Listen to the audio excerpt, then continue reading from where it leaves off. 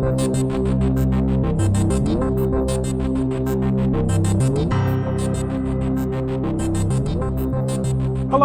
and welcome to the fourth episode of Season 8 of the Dark Money Files, in which we shine a light into a murky world. I'm Ray Blake, and with me is my co-host, friend and business partner, Graham Barrow. Hello, Graham. Hello, Ray. We're looking today at moving the dials, by which we mean tweaking the controls we have in place to detect or prevent financial crime. It's a really necessary thing to do in most organisations, Ray, as they're changing business models or changes in the way customers, and by that I mean both the good ones and the bad ones, use the services and products. It means their exposures are constantly changing. Well, that's true. What's the impact of that? What of not adjusting controls as the environment changes? Yeah. Well, Ray, it's really likely to mean that your controls increasingly misfire. Well, that means that they will trip on things that are fine, and rather more worryingly, they will not alert you to actual problems. Well, that's not great, is it? Well, it's not ideal, Ray, no. But you can see why this can catch firms out. If you've invested a lot of money and time into acquiring and setting up an automated system, you expect it to be automated, to take care of itself. Well, yes, but they've yet to introduce a kind of fire and forget system in this business, Ray. So I think automated needs to be treated with a bit of care. I think you're better off understanding that your system is at its core really rather stupid. I mean, it will just do what it's been told to do and keep doing it, irrespective of whatever changes around it. Why does the phrase runaway train suggest itself here, Graham? Well, it's a real possibility, and, well, we do see it happening sometimes. OK, so things change, and so must our systems. True, but irrespective of that, there's one occasion for every firm to tinker with the controls, and that's when they're establishing them, setting them up in the first place.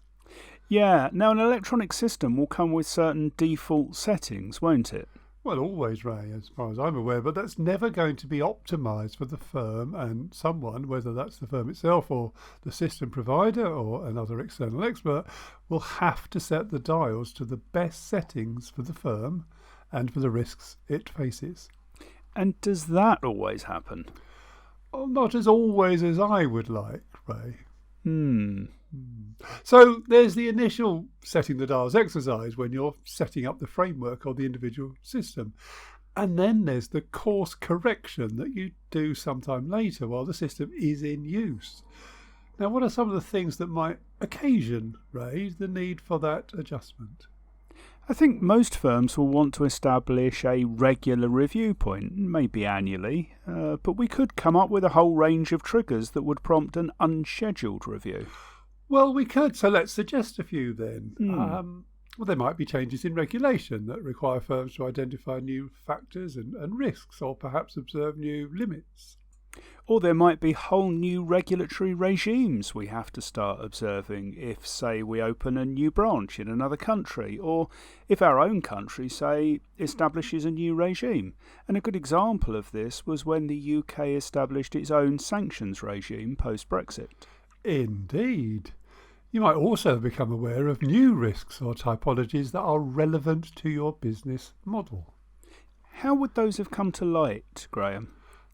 Well, the National Risk Assessment may have been updated, Ray, or the firm's GIMLIT membership or equivalent in other countries might have revealed it, or there may have been direct contact from law enforcement in an actual real criminal case.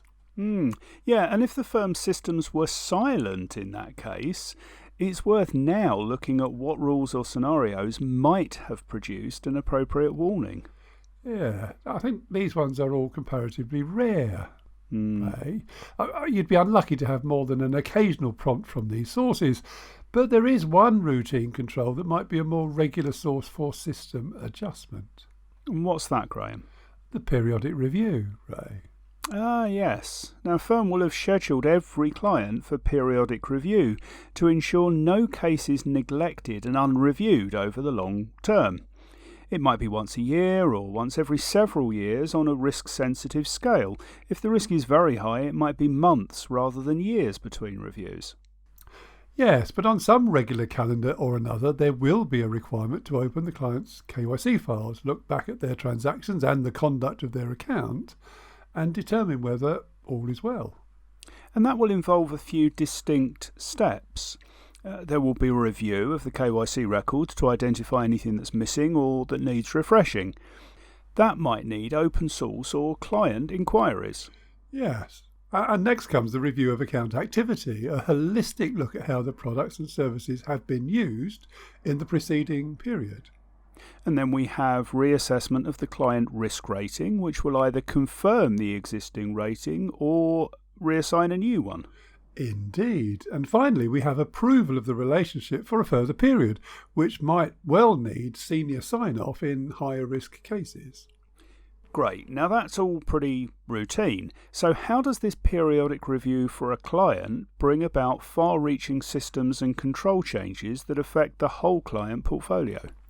I think, Ray, mostly from the holistic review of account activity. So if you think about it, all this time you've had transaction monitoring checking individual transactions and usually groups of transactions as well.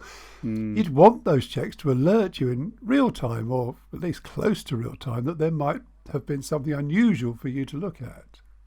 Yeah, so if no alerts have sounded, but now in this review, when you look at the bigger picture of transactions, you see something that causes concern, it raises an important question, doesn't it?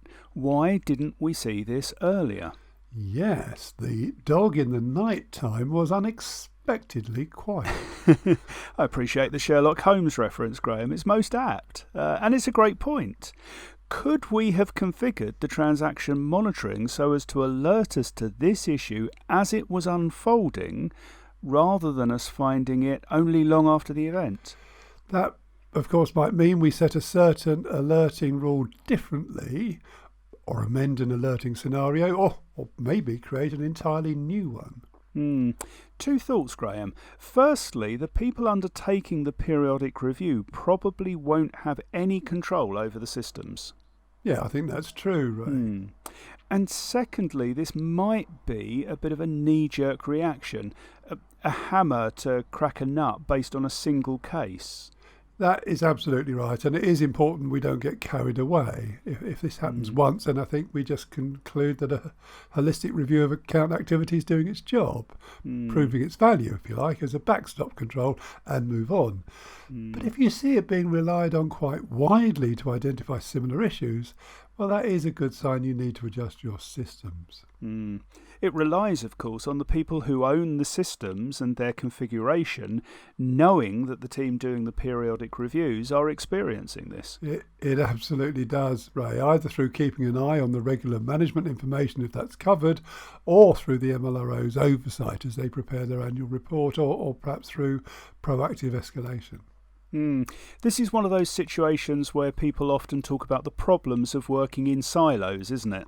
It absolutely is, Ray, and in anti-financial crime we have to be able to break through those and establish proper communication channels for this reason, say amongst many others. So for one reason or another, whatever it is, we need to adjust our controls. It could be through compliance monitoring activity, either by the second line compliance function testing the controls, or by third line audit activities. Yes, it could. So you're at the control panel. Time to play with the knobs then. Not so fast, Graham. We are not at home to Mr. Knee-Jerk. Point taken, Ray. There needs to be decent governance around this, doesn't there? What would that look like if you were the head of compliance or the MLRO undertaking this work? I think first of all, I'd want to document clearly what the finding was that brought me to initiate the adjustment. What's the problem that I'm looking to fix? And that would need to be articulated very clearly, I guess. Yeah, in all likelihood, IT people are going to get involved in this. Now, they don't need to be AML experts, but they do need to understand what their work needs to achieve. There's scope for any number of misunderstandings if either function takes anything for granted. Wise words, Ray. I think you'd want to outline a proposed approach. Which control or controls are you looking to adjust, and how? What do you believe would be the result of doing so? Yeah, and it's at this point that I'd probably want to reread my business-wide risk assessment too. Why? Well, because depending on what's prompting this adjustment, I might have to update the risk assessment to include the new risk. But also because my controls should closely reflect the risks in that assessment. So I want to be careful in making adjustments that continues to be the case. Got it. So now can I turn the dials, please? Well, we're getting there, certainly. But first, consider whether you can run the adjusted system in a test environment while the unadjusted controls continue running in production. You can expose the adjusted controls in your sandbox to the same data as in production and look at the delta between the alerts from the two systems. And this will give you assurance that your adjustment will achieve the objective and lets you see any perhaps unintended consequences if it has other less useful outcomes. Yes, now I can see the value there, but not everyone is going to be able to run in parallel though, so what could you do instead? Well, you could change the controls in the production system and then compare the outcomes over a month to a similar recent period and base your comparison on that. Any unintended consequences will be more of a problem because this is the production system and you'll have to be reactive. It's worth making sure you know how to easily revert to the former settings if you need to. Oh, definitely. I'd also make sure that you document your analysis and conclusion on effectiveness from that testing, and if you need senior approval, use this documentation when you seek that approval. Okay, happy days. You've now covered your risks more effectively, but that raises a bit of a question for me. Oh? Well, yeah, what about last week, last month, last year, when you weren't covering the particular risk you've just adjusted to meet going forward? It's a good point, Graham, and what you do here will depend on the nature of the risk, its likelihood, whether it's a brand new typology or can be assumed to have arisen earlier, plus the capability of your systems and your risk appetite. Yes to all of that. But you might well end up deciding you need to have a look-back exercise and retrospectively apply the new control to past situations. Am I right? Yes, Graham, you might well. And this decision is another point I'd want to document carefully because if I were a regulator, I'd want to understand how such a decision was made. Indeed. Sometimes it's going to be easy to rerun your data against the new control, but sometimes there will be a manual investigation or review exercise to be done. And here you might want to base your initial work on a sample rather than the full data set. That would be sensible, and then decide, based on the outcomes from the sample, whether to expand it or make a risk-based decision that you've done enough. Documenting that decision carefully. Oh yes, that's becoming a common refrain, isn't it? Yes. Now, I know, Ray, that this will make firms a bit nervous. Sometimes this can seem like opening a can of worms. If we find all sorts of things we've previously not spotted, is that going to get us in trouble with the regulator? We hear it a lot, Graham, but the regulators tend to be a bit more grown up, a bit less reactionary than firms might suppose here. You found that FinCEN had been quite explicit about this, didn't you? Well, yes, they jointly issued a statement with other US regulatory bodies 3 years ago when firms were starting to think about deploying AI, these sorts of systems, and worrying about the consequences. Would that be the joint statement on innovative efforts to combat money laundering and terrorist financing of December 2018, Graham? That's exactly the one, Ray. Oh, good. Genius for you to remember. Now, in part, it says, and I'm quoting here, pilot programs undertaken by banks in conjunction with existing BSA/AML processes. That's Bank Secrecy Act and anti-money laundering. Thank you so much. Are an important means of testing and validating the effectiveness of innovative approaches. While the agencies may provide feedback, pilot programs in and of themselves should not subject banks to supervisory criticism, even if the pilot programs ultimately prove unsuccessful. It continues.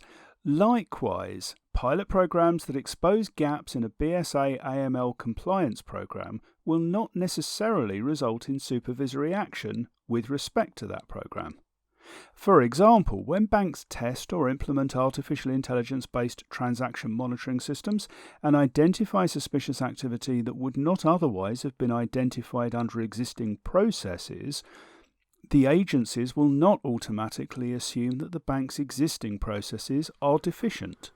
Interesting. And it goes on to say, in these instances, the agencies will assess the adequacy of banks' existing suspicious activity monitoring processes independent of the results of the pilot program. Further, the implementation of innovative approaches in banks' BSA AML compliance programs will not result in additional regulatory expectations. I think it was worth sharing that long quote in full, Graham, and although it was specifically about artificial intelligence, I think we can read into it more widely an attitude to all innovations in systems and technology. And I think we see a similar attitude, don't we, from other leading regulators? Ray, I think we do. And that means firms really shouldn't see any regulatory apprehension on their part as a reason for holding back. Absolutely. In the same way that it's never too late to file a SAR in relation to past activity that's only just raised suspicions. No, although you should file without delay when a suspicion does arise. Mm-hmm. I mean, you mustn't let a worry that you're finding out too late prevent you from filing it at all, though. As we saw in the FinCEN files leaks, even reports that were made years after the activity remained useful as intelligence. Absolutely right. OK, well, I think we've probably explored that enough for today, don't you? I'd say so. Except to suggest it's worth being clear to internal audit about any controls development you undertake ahead of their testing, because it will potentially help them focus that testing way more efficiently and will prevent a bit of potential head-scratching on their part too. Good point, Ray. So, next time we get together for a podcast, what should we talk about? I wonder whether there would be value in overviewing the FCA's recent publication summarising the results from firms' data submissions. Well, as you describe it, Ray, I'm not immediately enthused, but I reckon we can do some legwork and make it interesting. Yeah, let's do that. I'm looking forward to it.